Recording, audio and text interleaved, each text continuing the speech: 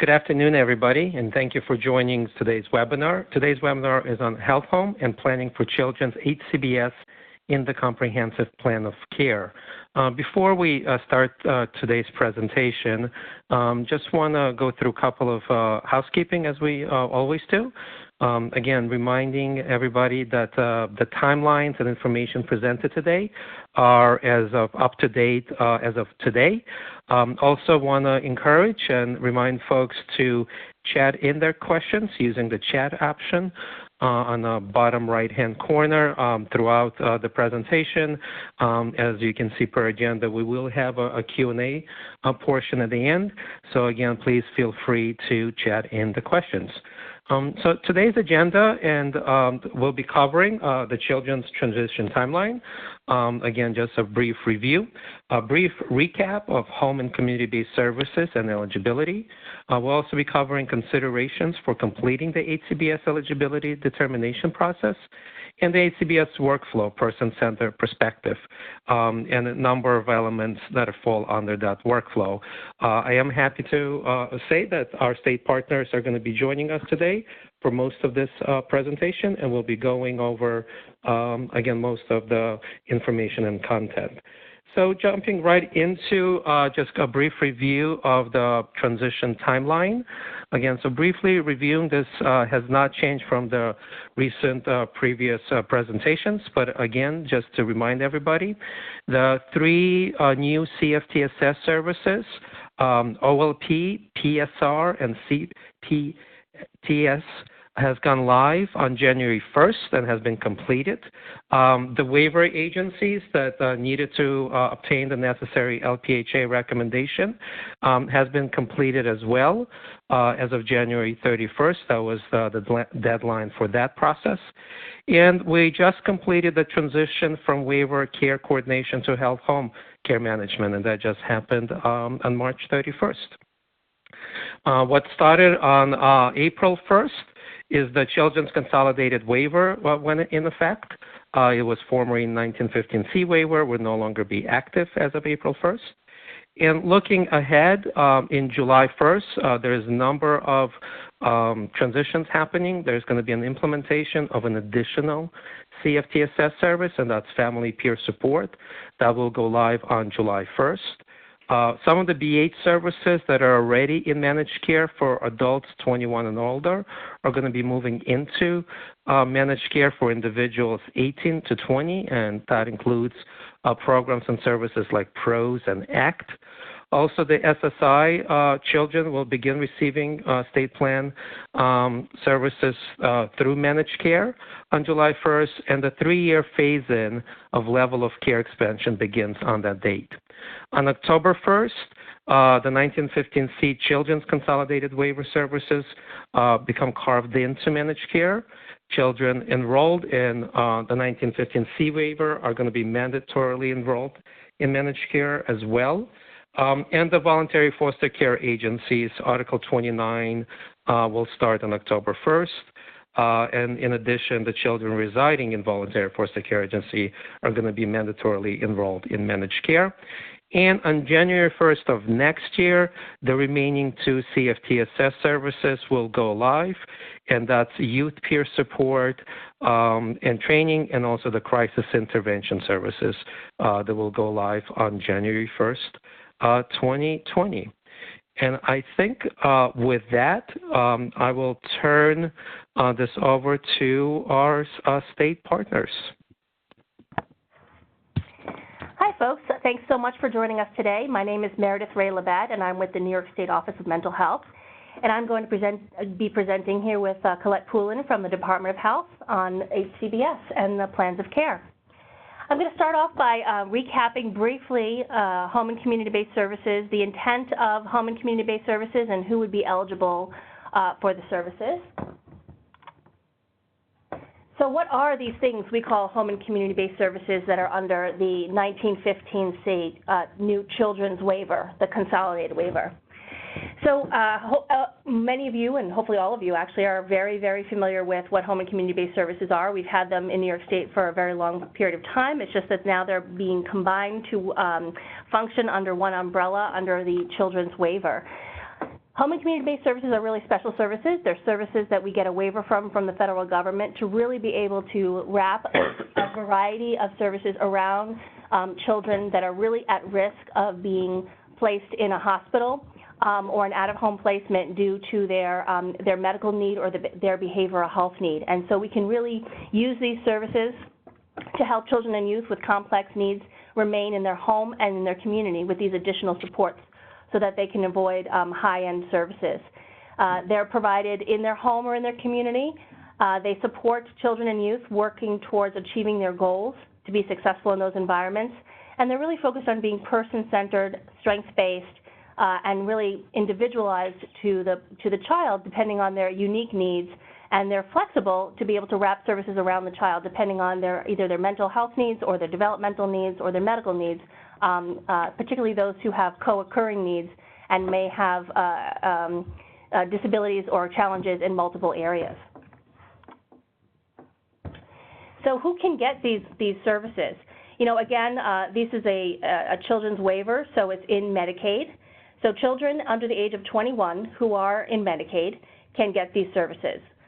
In addition, children who may, again, be really at risk of hospitalization or out-of-home placement due to their, again, medical, developmental, or behavioral health challenge can qualify for these services if they don't have Medicaid, if they were to meet HCBS eligibility. And those children could be determined eligible for Medicaid using what's called family of one budgeting. So if a child meets HCBS eligibility, they could potentially also get HCBS services and other Medicaid services.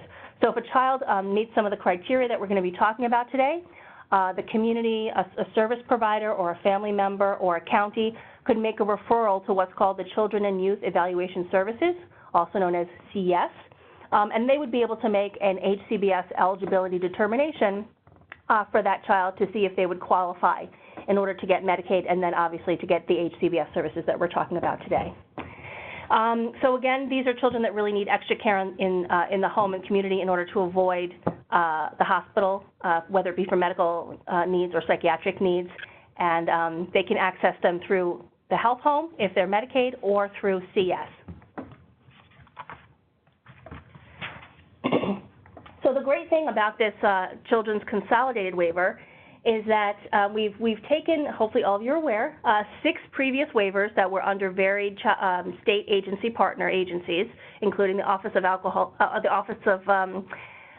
Children and Family Services, the Office of Mental Health, and the Office of Persons with Developmental Disabilities, along with the Department of Health.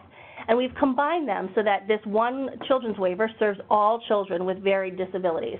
And so there's one set of services that children could be eligible for depending on their needs. It's one set of rates and one set of service descriptions. All the children are eligible to get their care management services through the Health Home Program. Although if they opt out of the Health Home Program, they would still get care management, but it would be through CES because they're required to have care management under the waiver. It's all under one umbrella of the Medicaid state agency, which is the Department of Health, and working in collaboration with the Department of Health are the state agency partners that previously oversaw the other 6 waivers. And it really provides children and families with an expanded array of services available to them that were not available to them previously. Previously, when they entered a waiver, they would only have a certain array of services that were very specific to the disability category or the target population that got them into the waiver.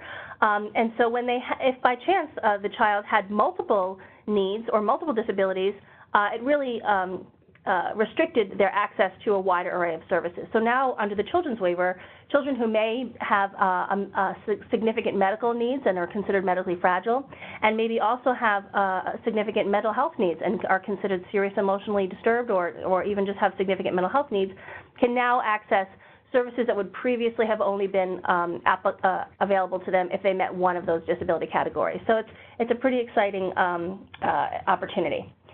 So,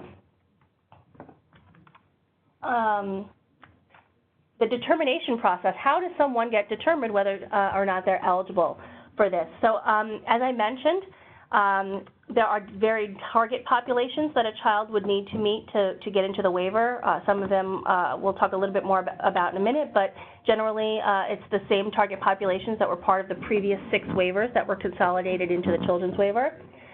So starting April 1st, which, by the way, was 3 days ago now, can you believe it?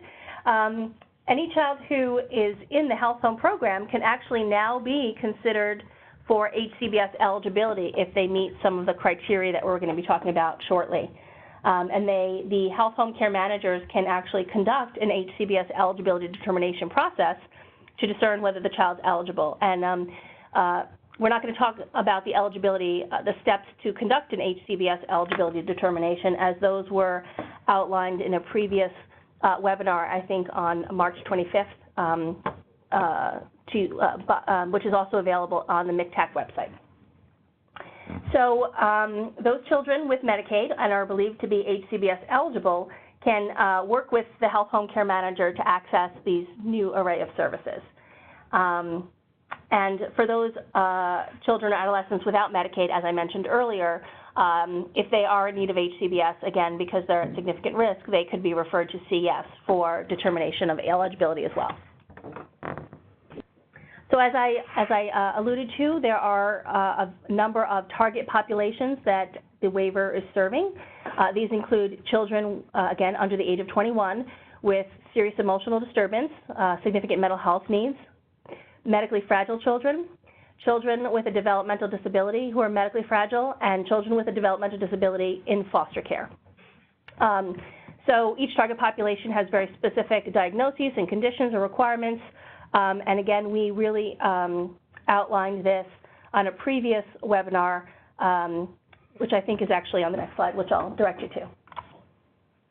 So we'll talk about risk factors in a minute, but as you'll see, there's a link to a previous webinar that really talked about, and I was close, it's the 13th, not the 25th, but that outlined these requirements in greater detail. And as well, these are an appendix in the current slide deck that we're going to be sharing with you today.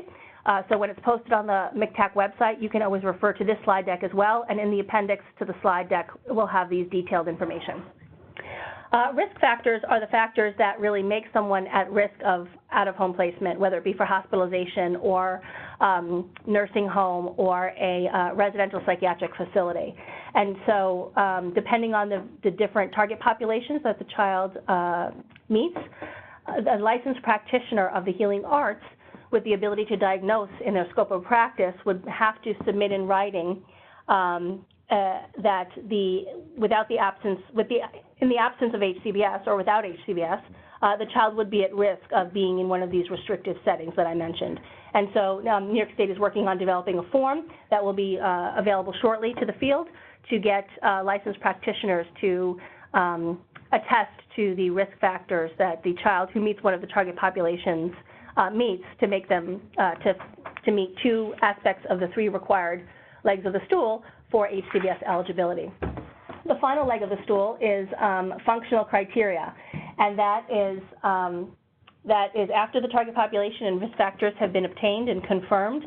The functional criteria would be determined to make sure that the child is having challenges in their home, community, school, interpersonal relationships, and so on and so forth, to assure that they really require HCBS as an intervention to help maintain them in their home and community. So the functional criteria for the children who have a serious emotional disturbance or who are medically fragile is a subset of questions from the CANS New York tool.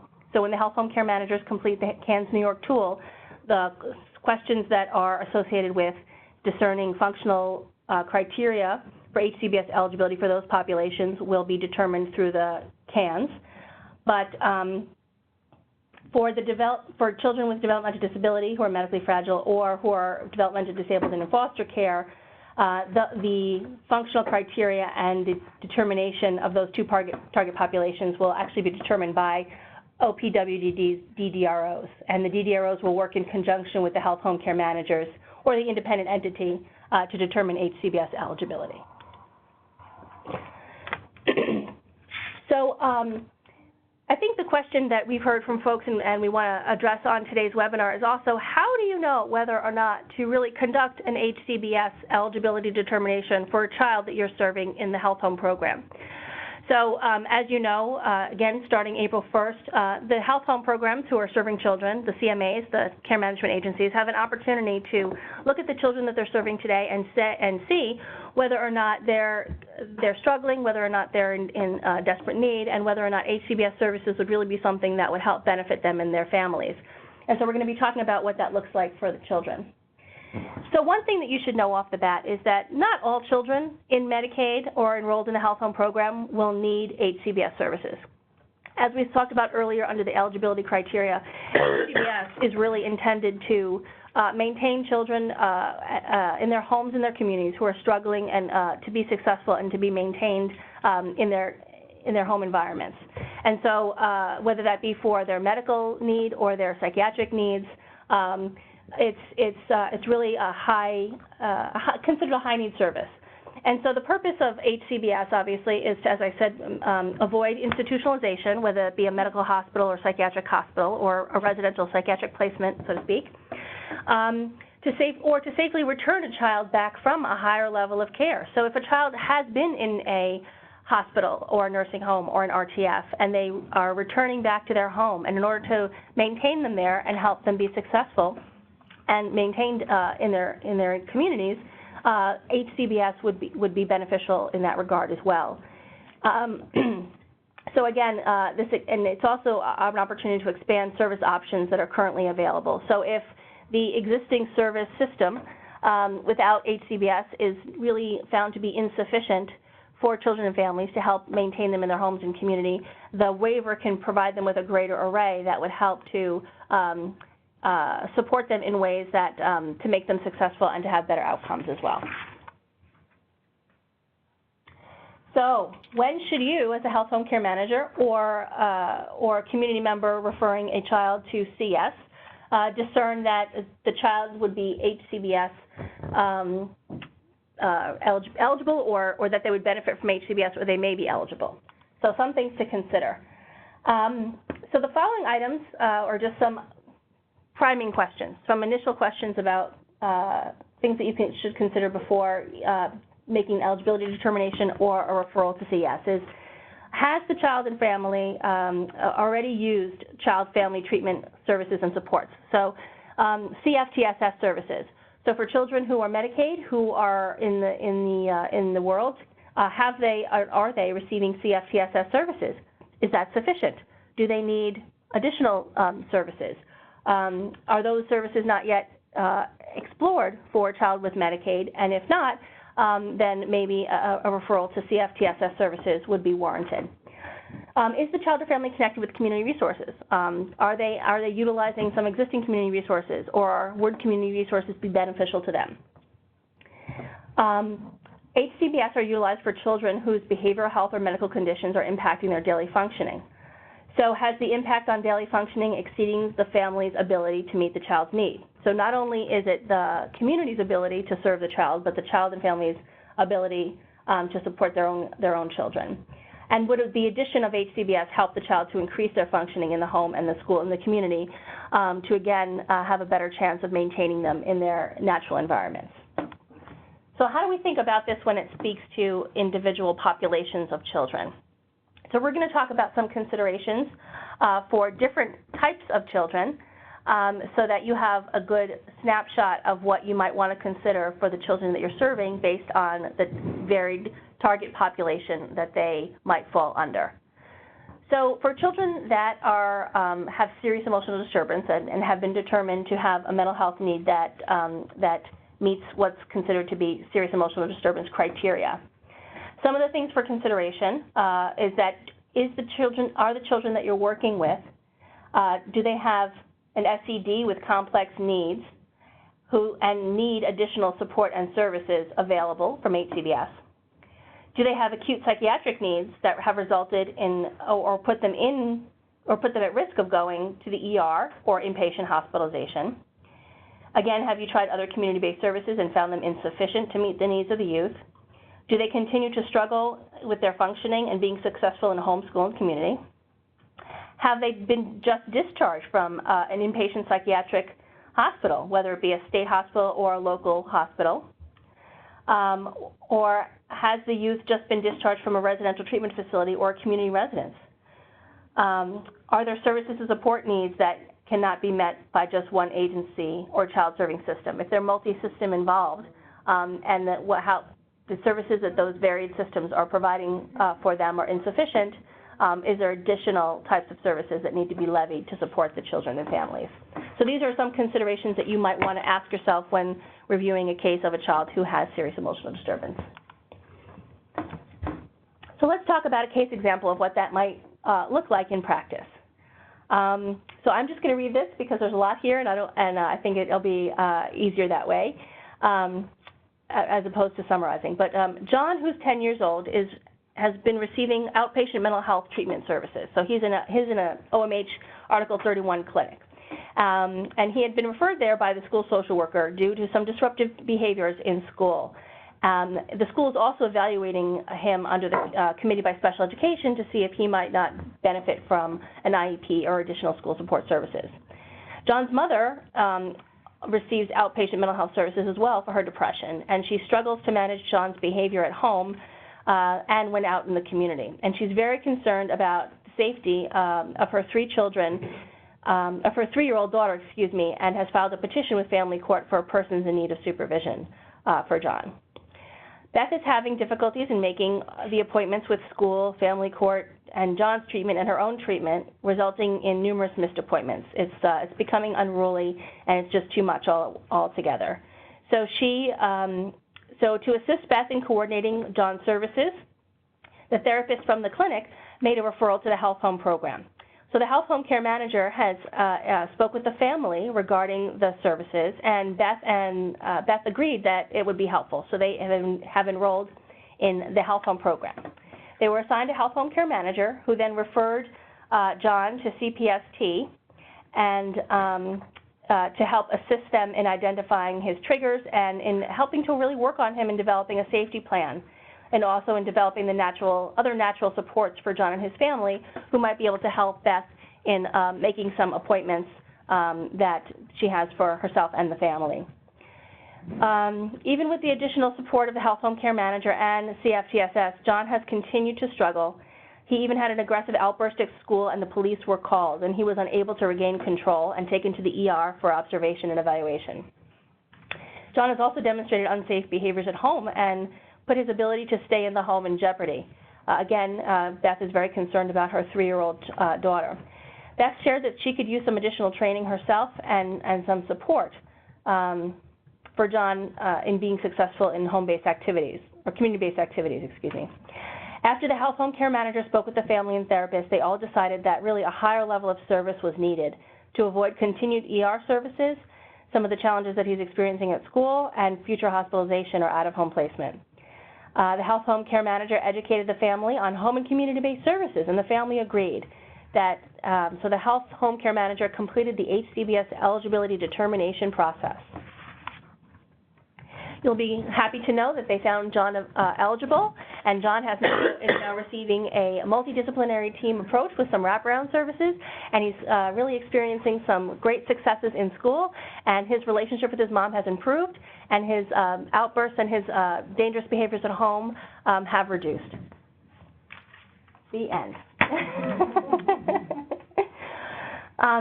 So considerations for children with developmental disabilities who are also in foster care. So as you know, there are two cadres of child who might have a developmental disability under the waiver, one of which are those who have developmental disability and are in foster care, and the other are those with a developmental disability who are medically fragile. So we're going to be just talking about some of the nuances about those varied populations and some considerations and questions that you should ask yourself in regards to those populations. So for a child with developmental disability, they have obviously a diagnosis or an indication of one, but they're placed in foster care, and they need additional supports and services available from HCBS. The developmental disability has put them at risk of ER or hospitalization. Severe behavior problems or regular occurrence has affected their functioning in their homes and in their communities, maybe they've recently been discharged from a hospital and could be maintained in the home with HCBS Services supports as well. And do they have a substantial handicap that impacts their ability to function normally in society? So these are some considerations for children with developmental disabilities who might be in foster care and who might benefit from being in the waiver. Another example was, are they both, do we make them both John? We did. So this is also John, spelled differently, because the other boy's name was really Jonathan. That's why it was J-O-N. But this John, J-O-H-N, is 3 years old and has lived with his foster family for the past year. He was placed in foster care when his mother wasn't able to care for him, and she gave up all of her rights, and the father's unknown. He's well adjusted to his home, and his foster parents are open to adoption. John's foster parents have concerns as he seems to have some delays in development. At 3 years old, he's not doing some of the things that their older son David did when he was the same age. When he was presented with toys, he doesn't seem to be interested. He also twirls his hands in front of his head and turns away from caregivers when they try to engage him. So it was determined that John needed some additional supports and services and and individuals to work with him to help him find success and get more information about what might be some of his challenges. And so they were referred to HCBS for additional supports and services for both John and his foster family. Okay.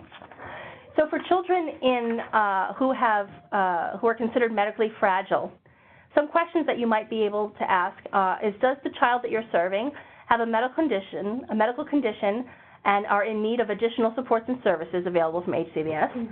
Do they have a chronic and debilitating medical condition that puts them at risk of visits to the ER or hospitalization? Have they recently been discharged from the hospital or could be maintained at home with HCBS services and supports?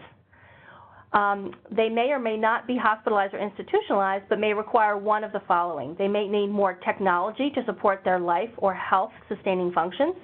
They might be dependent upon complex medication regimen or medical interventions to maintain or improve their health status. Or they may have need for an ongoing assessment or interventions to prevent their serious deterioration of their health status or medical complications that place their life, health, or development at risk. So if you're serving children that meet these criteria or have these nuanced challenges, then these children would be appropriate for an HCBS eligibility determination. So for a case example, Gregory is 9 years old and he has multiple medical issues and conditions. He remains on continuous oxygen, I guess, that's O2, and he's monitored on pulse ox and requires frequent suctioning. He receives his nutrition through a G-tube. He continues to have increased seizure activity, and his family is considering visiting nursing services. His scoliosis is monitored, and he has had no recent changes. He's non-ambulatory and requires a wheelchair for ambulation and total assist with positioning. He requires adaptive equipment for transfers. He's followed by a cardiologist, a neurologist, an ENT, an orthopedic, an ophthalmologist, has GI service, and a pulmonologist, along with primary care physician. He receives schooling at home provided by the district. He also receives OT, PT, speech, and nursing services at home, and he's mostly nonverbal. Gregory is also legally blind. Gregory's parents are very diligent with his care, and there's a strict protocol regarding entering the home to decrease the risk of illness. This is the primary to his plan to continue his care at home and avoid hospitalizations. Gregory's parents recently purchased a new vehicle, are in the process of obtaining a vehicle modification under the HCBS waiver for a lift so he can safely access the community for his medical appointments. So if you've answered yes to any of the questions on the previous slides for children that you're serving, an HCBS eligibility determination should be considered and completed, given the family's consent. The health home care manager should educate the child and family on HCBS, including program intent, philosophy, service array, and eligibility determination process. And once a child and family provides the informed consent, the health home care manager could proceed with the HCBS level of care eligibility determination process. So again, this would also apply to anyone serving children in the community who are non-Medicaid, who might meet some of these criteria and would require HCBS services. And if that's the case, they should get talk to the family about these resources, get their consent and make a referral to CS, or ask the family to make a direct referral themselves and help them in that process to CS for non-Medicaid children. So we're going to talk now about a little bit about the HCBS workflow and person-centered planning, and I'm going to turn it over to my colleague Colette Poulin from the Department of Health. Thank you, Meredith. So we thought it was really important from the feedback, as Meredith mentioned, from providers to kind of link the various webinars we've had together and then how to move forward from the HCBS eligibility determination. And so we're reviving, so to speak, a workflow and adding some pieces to that for you. And so it's a step-by-step process, as we tried to make it simple, is that what Meredith just covered was really step one, determining whether or not first the child is believed to be eligible for HCBS or in need of HCBS, and then that determination being made. And then, of course, the child is then found eligible. And then how do you proceed with a person-centered plan of care and then connect them to the appropriate HCBS services? So a couple things that we want to know that we've mentioned in other webinars, but to clarify, as you go through the HCBS eligibility process and you come to that outcome of whether or not they're eligible or not, there are certain steps that you need to follow. We are coming out with more guidance of how to proceed throughout the HCBS flow, from believing someone is eligible and making a referral through your plan of care. So this is our support for that. So you determine that the child is eligible for HCBS. So you're going to have that discussion if you were on the HCBS LOC eligibility determination webinar. We mentioned that in the UAS, the HCBS, there is a box that once somebody is eligible, it says that you need to discuss the eligibility with the family, let them know they're eligible, and then are they still interested in pursuing eligibility? Sometimes eligibility might take a little time, especially if the child's not currently in Medicaid. So you will need to go back and revisit. The family does have to re-consent, so to speak, that they are still interested in HCBS after level of care is determined. And then there will be a formal notice of decision that you will have to send to the family, which will include their fair hearing rights, and a notice of decision would be sent to them whether they're eligible or not eligible. But you really need to first have that conversation with them. You're also then going to talk to them about obtaining consent, right? So there's the freedom of choice form that you'll be receiving shortly. And on that choice form names a couple things that we are mandated by law, so to speak, to make sure that the family has had choice and that they have properly consented. So the first thing is that they have to consent that they want to pursue HCBS over institutionalization or residential, because as Meredith had mentioned, that's really the purpose of HCBS, is to prevent children from going to a higher level of care, or to have them come back home into their community from a higher level of care. So you want to make sure that they want to pursue HCBS, and also that they have the choice of services and providers. So as you have completed the HCBS eligibility determination, you've learned more about their family, their needs. You probably have, in some cases, already completed their full CANs and or their health home comprehensive assessment. So you've learned about the family, their doctors, their providers who are already involved because they're part of this LOC process, right, with the licensed practitioner of the healing arts signing that LPAHA form. So you're learning more about them, and you're talking and you're discussing that since they're interested in HCBS, what types of services will best meet their needs. And so they start to discuss that with you, and they have to say that they received choice over their services. and the providers that would provide those services. So remember, we have on both our OMH and DOH website a list of designated providers per service, per county area. And so that is, you know, the basis of where you might have that chat with them. And then that they also have a choice with Health Home and CS. So even though they are with a Health Home already or they're with CS right now, to get their HCBS eligibility, they have to reconfirm they want to stay with you. Okay, and that's really important because we have really made the workflow that if you're already in Medicaid, you need to go to a Health Home. So we're kind of pointing them then that direction, so to speak. And if you're not already in Medicaid and need HCBS, you have to go to CS. So Health Home Care Managers and CS, after the child is found eligible and they want to pursue HCBS, you have to reconfirm that they don't want to opt out of Health Home or for CS that they want to stay with CS or they want to go to Health Home. Okay, so you just really need to confirm that. That is all on one document that will be given to you so that you can do that. As they consent to move forward for their freedom of choice, then you're going to want to make referrals to HCBS providers, and you can't really do that without their consent, right? So you don't want to be able, you won't be able to call a provider up and try to make an appointment. That might be okay, especially if the family's in the room with you.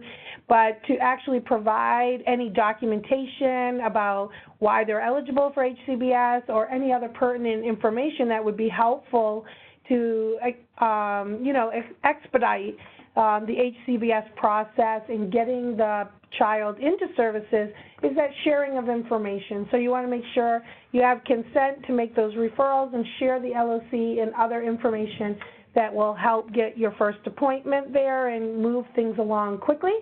And then you will be obviously throughout this conversation really talking to the family, like what's their goals, what's the child's needs and goals, what do they want to really address first.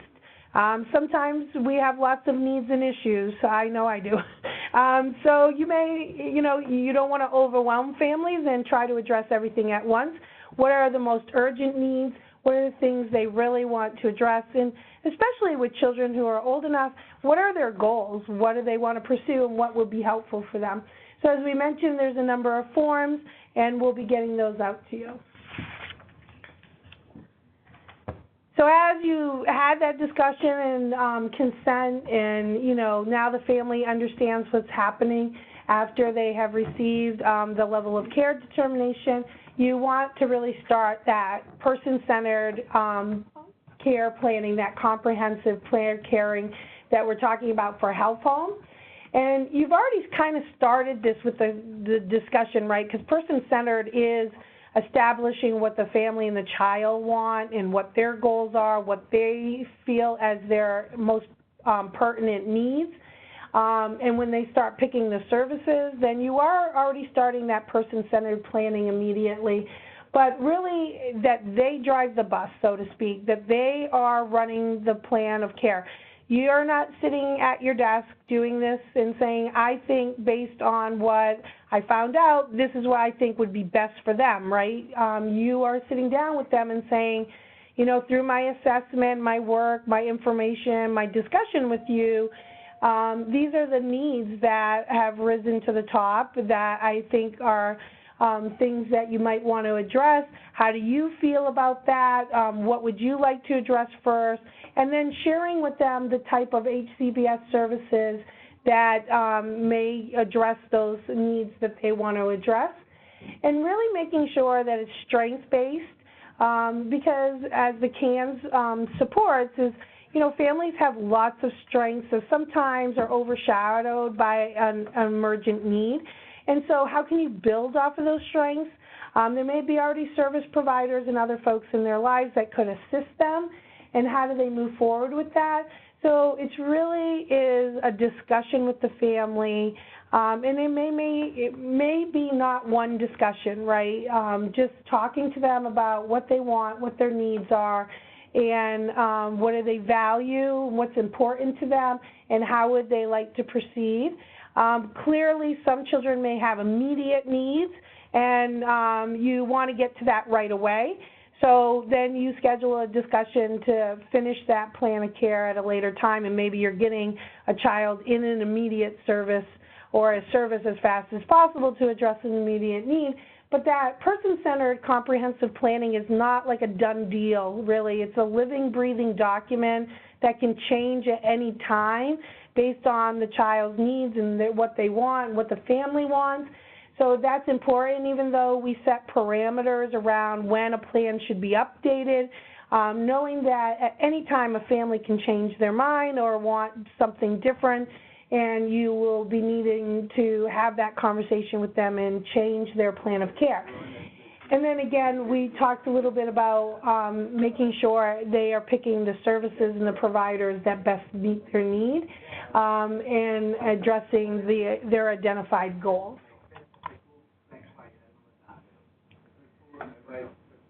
I kind of feel like I covered this a little bit. I got a little excited there about person-centered planning. But again, you're going to use your CANS New York, your comprehensive assessment, and the eligibility determination.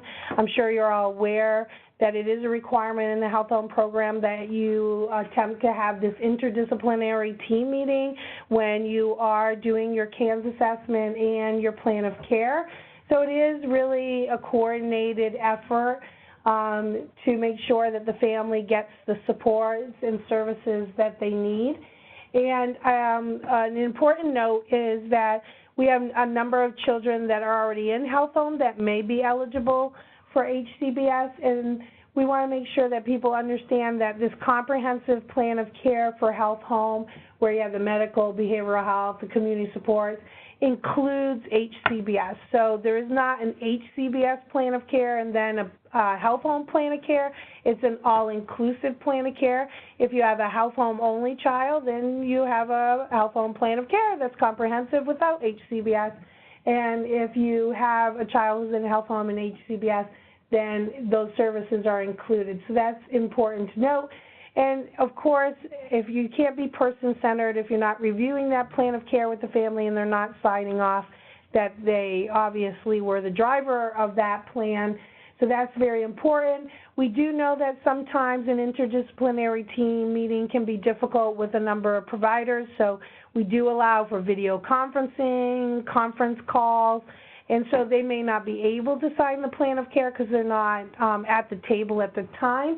But you should offer that opportunity for them to sign it and or with, of course, the parent's consent or the child's consent, whichever is appropriate, that they get a copy of that plan of care so that they are all on the same page with the needs that have been identified by the family and the services that they have been referred to. So you've done this wonderful discussion with the family and they've had choice, and you maybe have connected them to other providers, but the process for HCBS, and we are working with a group called the Health Home MCO Work Group, and I know that we're not moving into the managed care arena just yet, but we are discussing how the plan of care will be shared with all the entities involved, including managed care, so there will be more to come about that. But in the meantime, the goal is that you assist the family in making those referrals. So I think the thing I like the least is that we hand families a list of numbers. So we don't want that. If the family's having a meeting with you, I mean, you could pick up the phone right there and try to get them an appointment. That would be very helpful. Or try to assist them. And again, being person-centered is really asking them what they feel comfortable. Maybe they feel very comfortable with the agency. Maybe they know the agency they've picked. And they feel comfortable calling and making an appointment, or maybe they need your assistance. So we shouldn't assume that families feel comfortable doing that. Trust me, that will save you work in the back end, because if you give them a list, you'll be following up whether or not they called or not, and did people answer. So if you do that work and take their lead on what would be helpful to them, being person-centered, then it will probably prevent a lot of work in the back end of you chasing down providers and trying to find out what happened. So again, you're going to sit down with the family. They're going to pick the services, and you're going to look through that spreadsheet of designated providers, and you're going to contact them or have the family contact them. And then it's our goal that the HCBS provider will make what we call an initial appointment or the first appointment, which is usually usually the first time they would meet the family unless that family is already involved with that provider. And as I already mentioned, you want to make sure that you have consent to have those discussions and make those referrals based on their choice and be able to share any information that you think is relevant. So if you're referring a child for like employment services, you know, if they've already shared with you maybe some employment history that the child has had or other challenges, then sharing that part of the assessment with the provider would be very important and probably helpful to move that process along. And your job really is, after you know that there's a first appointment schedule, is to make sure that you're following up with the family and or the provider to make sure that appointment gets set. If for some reason the HCBS provider has a wait list or you know, their first appointment is some time away, you may want to talk to the family about whether or not there's another provider that they want to reach out to. Otherwise, you need to be able to make sure that you're staying in contact with the family.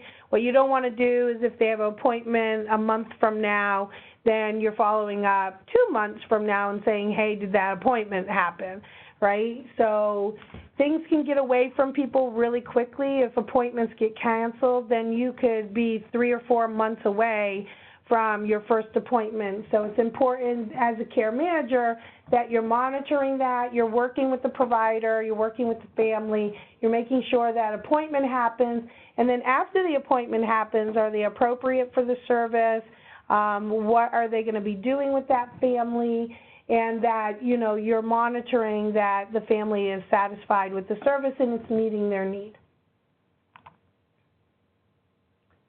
So here is our list of services. I'm hoping all folks have seen this at least a couple times. And we have obviously our HCBS manual defines each of these and what the provider should be doing and who should be doing it. So as a health home care manager, it's a lot to learn, but as you're making referrals and you're talking to families, you want to be able to explain what the family should expect from an HCBS provider. So you will need to know these services, what they should be doing or how they should be addressing whatever need, so that you can assist the family connecting them to the right provider and also sharing with them what they should be able to expect from the provider.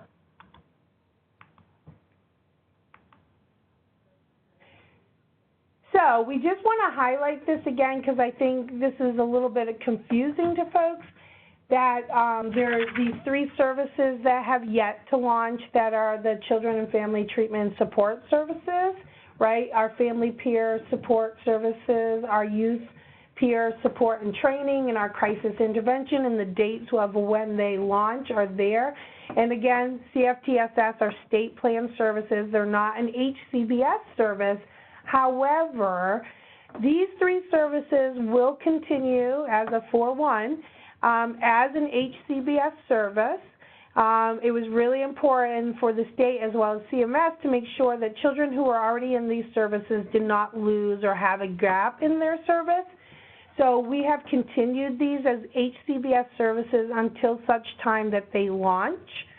So right now, Family Peer and Support Services, if a child is receiving that, that will be as a HCBS service, but they will have to be the provider will have to follow the state plan CFTSS definition. Do I want to call that? We could say that, but we've also put them in the HCBS manual as interim HCBS services. So they are in the HCBS manual so one-stop shop for all HCBS for providers. Excellent. Easy peasy. So that's just important for you to note, and then for you to note that there really shouldn't be a gap. So in July, when Family Peer Support Services launches, the child should still continue with their provider, can continue with the service. So just because that's officially launching as a state plan, it should not change anything for the child or the family.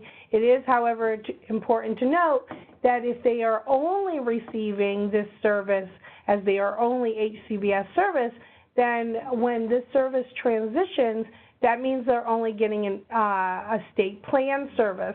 So to keep them in the HCBS waiver, you would have to talk with that family if they have another need that would be met by one of the HCBS services. So that's just really something to keep in mind, but there really shouldn't be a gap in the services at all as you move forward. The other thing is any new child that is determined HCBS eligible after 4/1, that happened a couple days ago, they are able to also get these services. So it wasn't just for the children that were already in the services and got transitioned, but any new child becoming eligible, if they have a need that this service would meet, then they are able to receive this service as an HCBS service. So that was about the services of HCBS, and so you've made that referral, you have the family has an initial appointment, and you have been following up to make sure that appointment has been met.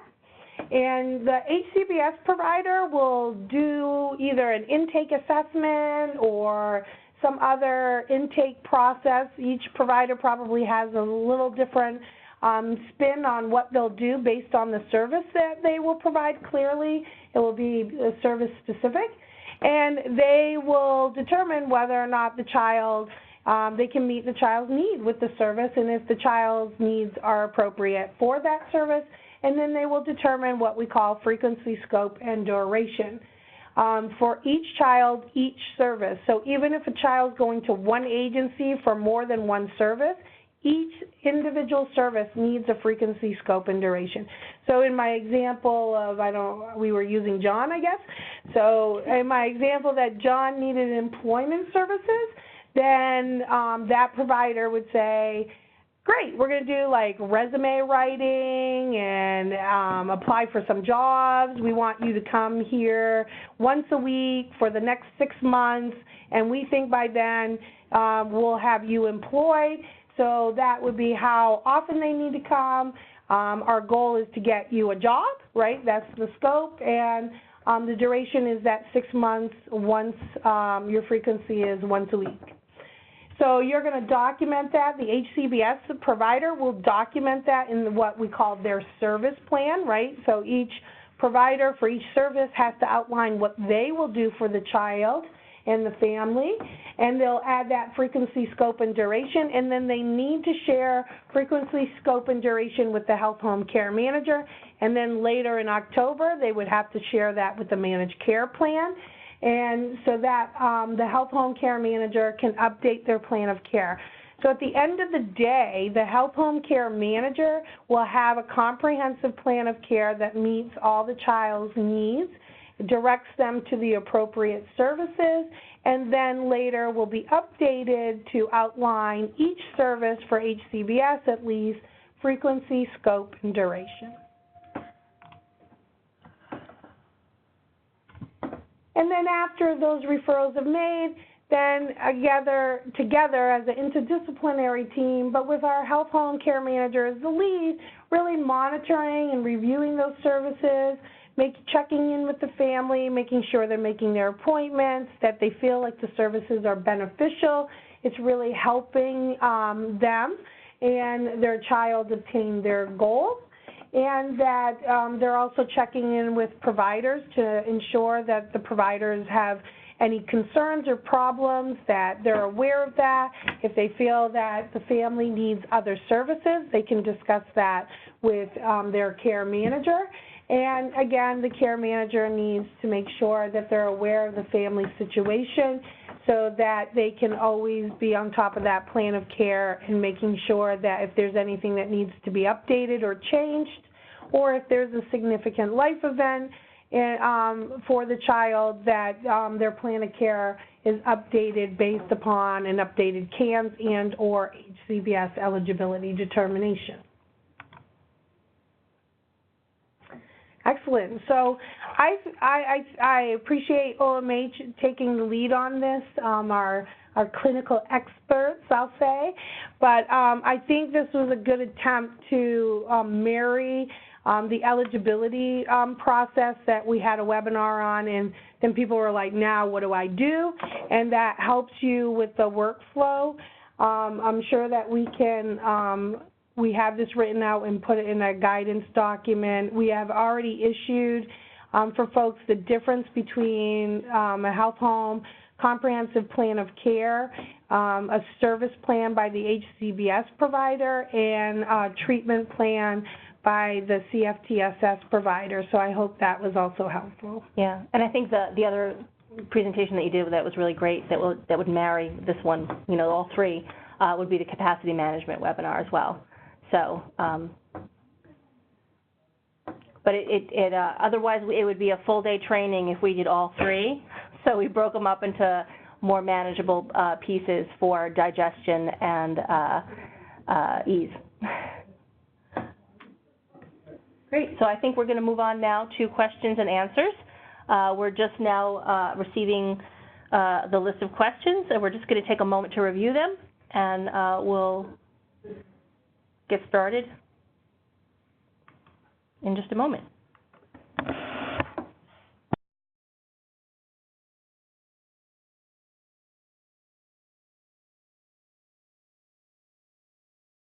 All right.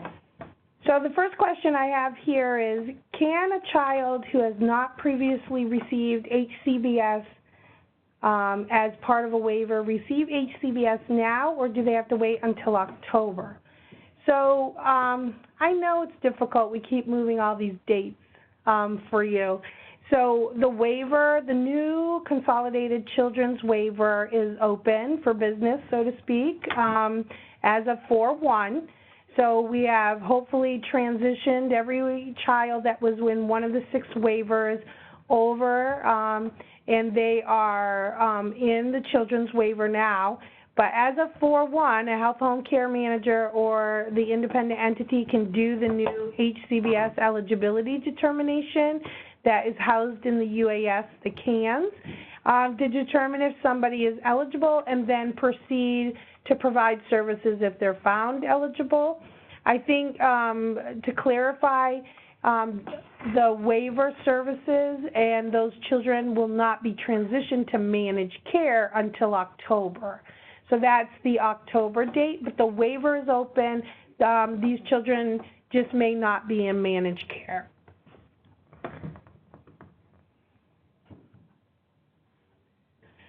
So there's a question about the LPHA attestation being ready for transitioning children. So that will be out this week. I want to say it's posted already, but I don't really know if that's true, so I have to verify. We will obviously put out an announcement once it's posted. But I also want to be very, very clear for folks, because we've been getting a lot of questions at DOH. All the transitioning children that have transitioned do not need to do the new HCBS LOC waiver determination. So we've taken your current waiver and we've accepted that you were already in the waiver, we accepted your level of care, and we just transitioned you automatically into the children's waiver. So yesterday we had, I don't know, a couple folks that had transitioning kids and they went in and they did the HCBS eligibility determination. You do not need to do that. When you need to do that is when your LOC is up, right? So you need to determine on an annual basis your level of care. And so if you transitioned a child and their level of care was done last year, March, or March is a bad example, June, let's say June, then you will do the new HCBS eligibility determination when their one-year redetermination comes up. Goody gumdrops. So you know, and if people are confused, please call us, because I hate people to just do work to do work. It's not needed. So we really tried very hard to just grandfather is a bad word, but, you know, take what you already have in your current waivers and not have you do more work unless your level of care is up. Unless your level of care is up. Yep. So can kids who are DD but not in foster care be referred to HCBS via LOC? So unfortunately, no. So the reason why we have the DD foster care only is because that was in the OCFS B2H waiver, and so we didn't want to single out a population and say they could not be part of the children's waiver. We literally took the 6 waivers as they were and transitioned those populations and made them part of the children's waiver.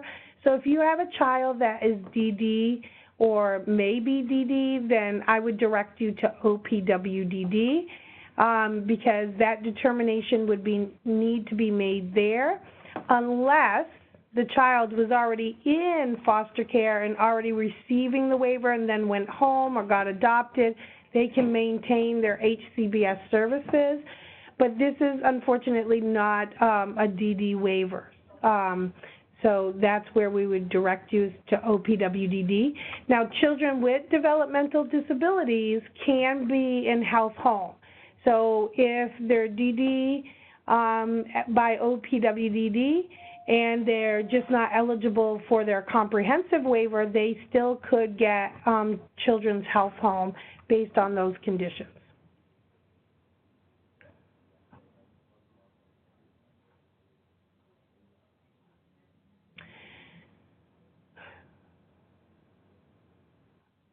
So will a decision tool be created for CMAs to use to determine which services to recommend based on the answers received during the assessment? This would be a helpful tool.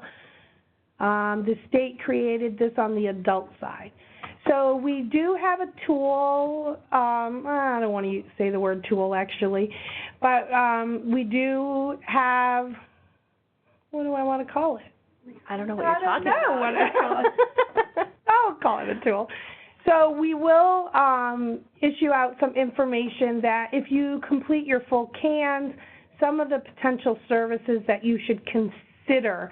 So this is a fine line we walk here, is because we don't want you to receive this and say, okay, so little Johnny, you know, it was rated a 3 on the CANs and this domain, and so they should get this service, remember, because that would not be person-centered at all.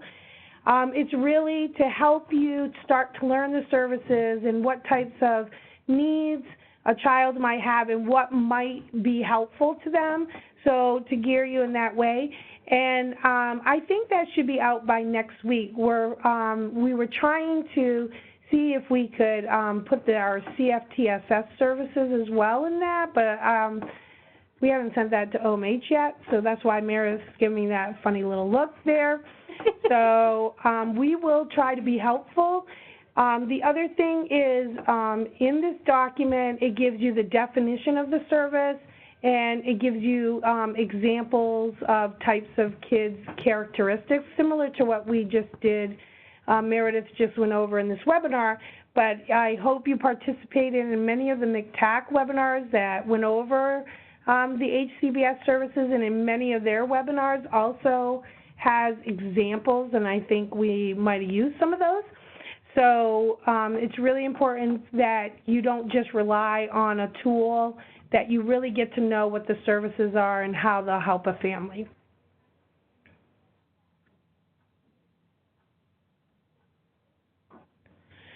So there's a couple folks asking about the notice of decision letter and the freedom of choice, so in the LPHA form, and those things, as we mentioned, we'll be announcing when they're posted on our website for you to have that information.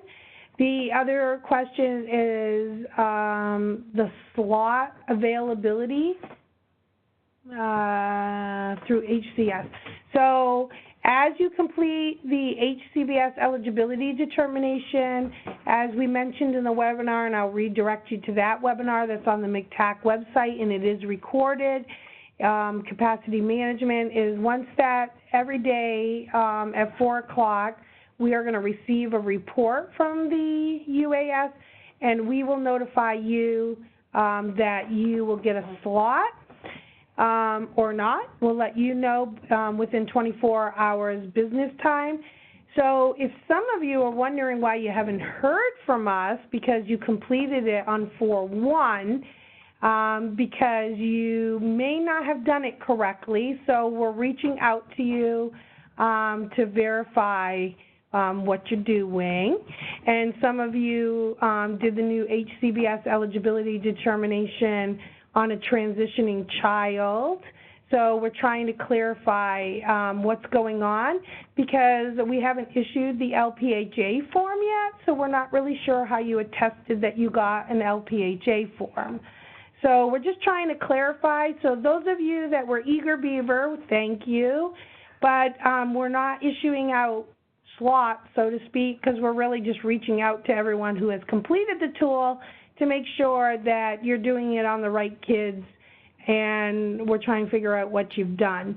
So be patient with us. If you don't want to be patient with us, then please call your DOH liaison, and we will get the answer to you.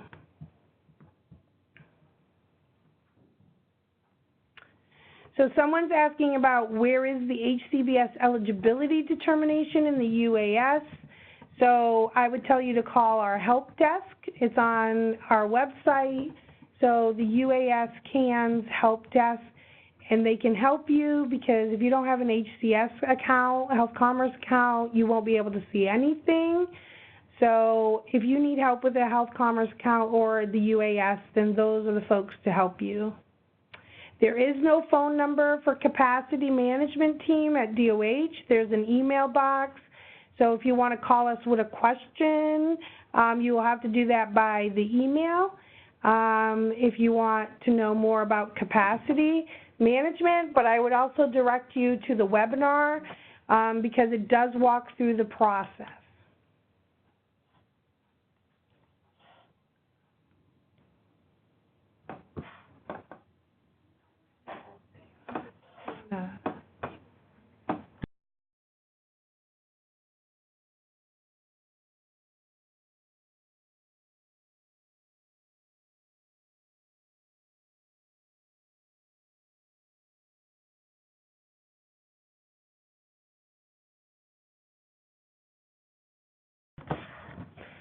So there's a question about an HCBS referral to the provider. Can you make a phone call? So you definitely can call the provider, especially if you have the family with you and you want to try to get an appointment right away. There's no delay in doing that.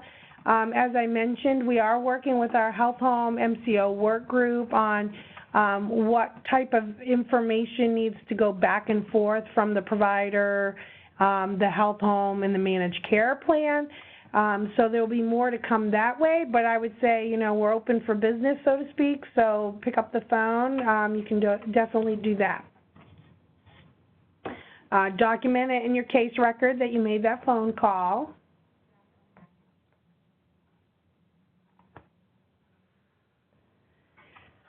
So there's some questions. I see 2 questions, I guess, about the managed care plans and the adult process versus the children's process.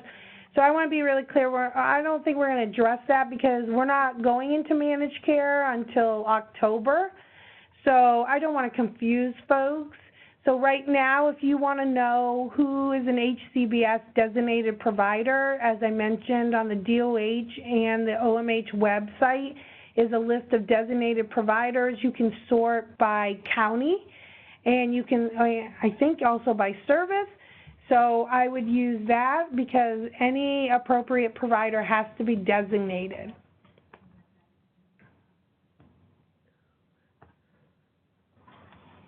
So I just want to recap very briefly. So the Health Home Care Manager has a comprehensive plan of care. Within that plan of care Obviously, along with the medical, dental, behavioral services, if the child meets HCBS eligibility, we'll include the HCBS services as well. There's not a separate HCBS plan of care.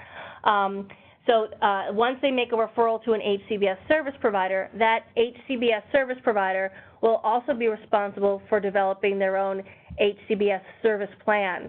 This takes the need that was identified by the care manager. Okay, the child and family has this need, therefore we're referring to this service to address this particular need because they want to have a goal of improving this need. The HCBS service provider will then delineate what are the goals that the family wants to accomplish, what are the objectives that they want to achieve, what are the interventions, therefore, that the HCBS service provider is going to provide, how often are they going to provide it, when are they going to provide it, where are they going to provide it, so the scope, duration, and frequency, and then all of that gets on the HCBS service plan maintained by the HCBS service provider.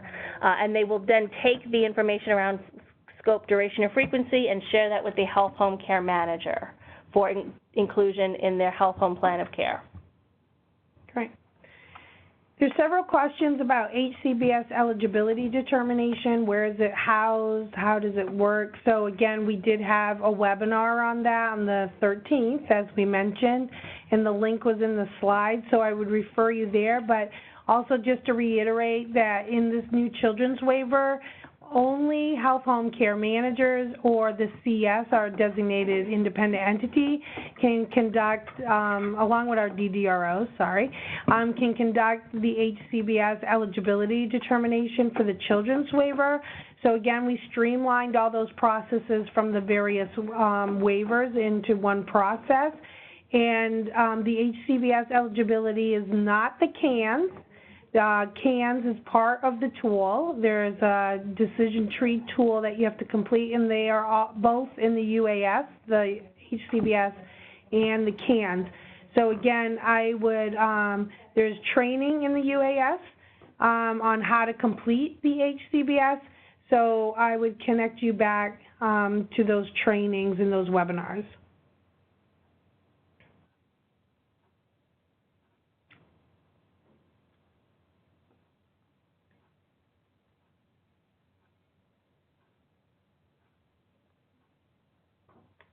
So is HCBS eligibility assessment required to be done once a year for members getting HCBS or just when there's a significant life event? No, it is required that there's a yearly redetermination. It's a requirement. So that is done on a yearly basis.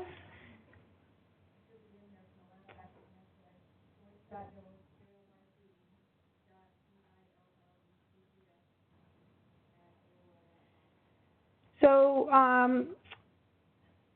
the goals, does the goals stated on the plan of care have to match the goals on the HCBS service plan?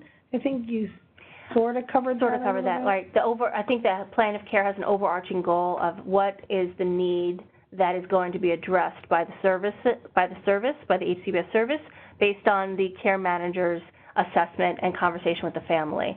And then it would be the responsibility of the provider to really work out, based on the overarching goal, what are the unique goals that the family wants to address and the objectives that they're going to meet in the intervention and the services that the service provider will be providing to them. And so I just want to make sure, I know Meredith mentioned this, but that HCBS provider has a service plan, and the health home care manager has a plan of care, but that entire service plan, whatever that looks like, does not need to be in the plan of care. It's just frequency, scope, and duration. So the health home care manager will work with the family and identify the need, identify the service, and that's what they're going to put in their plan of care, right? Johnny, wants to get a job and is having difficulty supporting himself. So they pick X, Y, and Z provider, and then they will update that with frequency, scope, and duration. The guidance paper that we just issued of the difference between the plan of care, service plan, and treatment plan does kind of outline a little bit more information, but they don't, all the information on a service plan doesn't have to be in a plan of care. Really, as Meredith mentioned, the plan of care is more overarching of the needs, the strengths, and the services, and the goal. So will there be a new set of DOH consents sent out to us after this? So there's no need for us to have additional consents. So you already have the consents to enroll them in a health home and then a consent to share information. So you will just need to make sure that providers for HCBS are added to your consent. So once a family has picked a provider, then you want to add that provider to the consent, have the parent or child initial, right, follow our consent rules, adding that provider so that you can share information. So there's no need to add additional consents.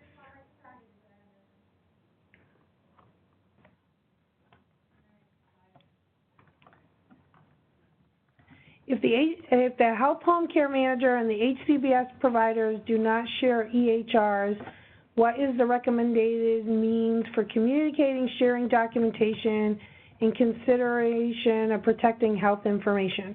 So right now we don't really have one way to direct folks because there's so many different nuances. There are a number of providers who are also health home care management agencies, as well as in a health home. So you just need to make sure that information is protected, and I believe that's done today, right? So however you do that today, whether that's encrypted emails or snail mail or that kind of process, phone calling, then that will be done. As we did mention, we are trying to figure out, or working, I should say, with our health home care management and our MCO work group to talk about what would be a streamlined process to get certain information to folks. So right now, you would need to communicate with the provider and the health home care management, and because there's so many different providers and so many care management agencies, it's just not one way of doing that. So who is responsible for updating the level of care annually? So that would be the health home care manager or CS if the family is still being served by CS, because they do have the option to opt out of health home. So the care management agency or CS is still responsible unless the child is DD foster care or DD med-frag, and then they would have to go back through the DDROs. So currently, the DDROs may do the initial determination, and then providers, especially our foster care providers and other folks, have been doing that redetermination. So in the new children's waiver, if you went through that door with the DDRO, then they are the ones that will do the annual redetermination. They'll be working with the care manager or CS to be able to do that. There are more? Mm-hmm. Oh. Just a couple. So LOC is up from last year this month, from last year, 2018. I need to determine HCBS LOC this month. April. Or next year for the transition into health home month. Okay, so your LOC is based on your waiver that you came from. She says it's April. Right? So that is correct. Is not based on the month you transitioned the kid. So you had an active LOC from like the OMH waiver, then whenever that is due in 2019 is when it's due based on the LOC, not on the health home transition month that you did that. So it sounds like it would be done this month. There is an asterisk as to what HCBS providers have to. I think I addressed that. Okay. Is there a plan for the plan of care to be available in MAP or HCS? No. So each of the health homes have their own platforms, their EHR platforms. So I would talk with your lead health homes. Many of them already have a health home comprehensive plan of care. So they would just be adding any needs that they would have regarding HCBS. So it is not our goal to add another platform for plans of care. Will there be a template for the plan of care with CMS state required elements that must be provided or present? So health home care management already has 10 required elements that are needed in a plan of care, and the comprehensive plan of care is already spelled out. And because CMS has approved health home as the care coordination for HCBS, then we need to follow the health home rules. We have not provided a template. We've actually been asked by our health homes not to provide templates, but to provide guidance around whatever we're giving direction to, because again, each of them have their own EHR system and want to build it however it would be conducive to their system instead of giving them a template. So our plan of care, our comprehensive assessment, those types of tools that are required, we have outlined in a policy of what is required versus an actual form or template. And the guidance was developed with the expectation that HCBS would eventually be part of the health home program. So it was all of the person-centered planning requirements under CMS were included in the health home design and plan of care requirements. I like this question. In the old waiver, you're already counted as an old waiver. Old. So in one of the previous, I think, 6 waivers, we were the keeper of progress notes for subcontracting services. Is this still true? If so, how can we compel providers of services to render these notes, blah, blah, blah, blah, blah. So, again, I don't know what all the waivers did, so, but Meredith does. What I will say is the process in 4.1 moving forward is that the health home care manager is the care coordinator. They complete the plan of care and they keep their own notes. And then the service provider for HCBS has their service plan and they would keep their own progress notes.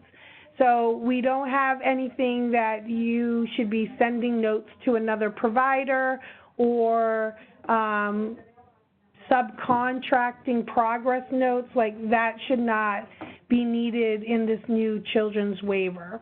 So if you have a weird nuance I shouldn't say weird, that's not nice. Yeah. If you have a nuance, I apologize. If you have a nuance that's going on and I didn't answer your question, then, reach out to us and we'll try to help you. Right. So as you noted, it's not one unified plan of care, which includes all documentation from all the services provided under HCBS. The HCBS providers will be maintaining their own records with their service plan and their own progress notes, and they are just to collaborate and coordinate with and talk to the health home care manager to just provide updates and status of how the child is doing in the services, and of course, obviously, to communicate the frequency, scope, and duration. But there's no requirement for them to share their documentation with the health home care managers. Yeah, so I apologize for that weird comment. I didn't mean it like that. Who must sign the plan for a child? Just care manager or parent legal guardian, or is it expected that the child care manager, supervisor, and or other sign off? Wow, that's a lot of people. So you're working with the family and the child. I would direct you to the health home rules. Right, so if the child is under the age of 18 and is not pregnant, married, or a parent, then they cannot self-consent for consent. But, if they can understand what's going on you know, and they're 15, you want to engage them, and they should be part of the plan of care and be able to sign their plan of care. Any child who's 18 years or older, or is a parent, married or pregnant, can self-consent and therefore will need to sign the plan of care. Otherwise, if the child can't self-consent for services, but maybe they can sign their plan of care, then also their parent, guardian, or legally authorized representative has to sign, and that would be it. So we want to be clear about the legally authorized representative. So OCFS is not in the room, but for children who are in foster care, you know, I know OCFS has said that, you know, you try to work with the family, you try to get them to sign unless they're already surrendered. So it's really important that you engage the family even though they're in foster care. And we do have guidance that if you're having difficulty getting a parent to sign, then who is the legally representative, and that would be the local county or the VFCA, the Voluntary Foster Care Agency that is working with that child. I also know that you have medical consenters, so I will leave that direction if you have questions to OCFS. So I feel like we have most of the questions we've answered. We'll go through them, and if there's anything outstanding that we didn't cover, then when we post this, we can always post Q&As or cover that if we need to. So I hope this was really beneficial to everyone and appreciate your attention. Did you want to say something? Thank you. Have a good afternoon. Excellent, and thank you to you guys for your presentation and information. Thank you to all. Take care.